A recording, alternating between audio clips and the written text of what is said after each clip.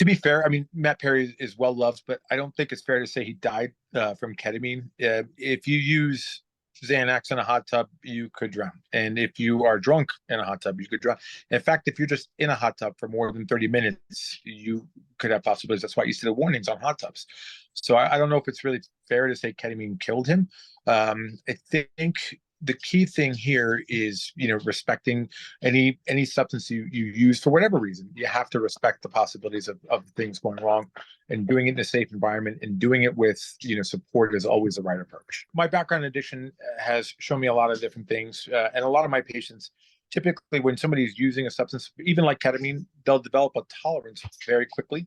And so what they end up doing is using higher and higher amounts to try and get the same effect. And with the levels that was in his blood, it's pretty phenomenally high level. Yes, he had the appointment 10 days prior, but that's not to say he didn't have some other intervening appointment. The half-life is approximately 3 to 4 hours. It's not completely out of your system, but the dose is in roughly half after those 4 hours, and it keeps having. For somebody like him who purportedly used it for a long period of time and likely ever increasing amounts, it would make sense that there's some residual. He probably had a lot of experience with it and probably didn't just rely on the IV version. I think every person makes their own choice, including providers. Things you're comfortable with, things you're not comfortable with. We all have a tendency to lean into those things. I'm sure people who don't know or haven't done the research will be a little bit more hesitant.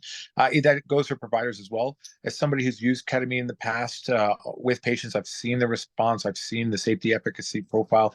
I feel very comfortable, continuing to use it.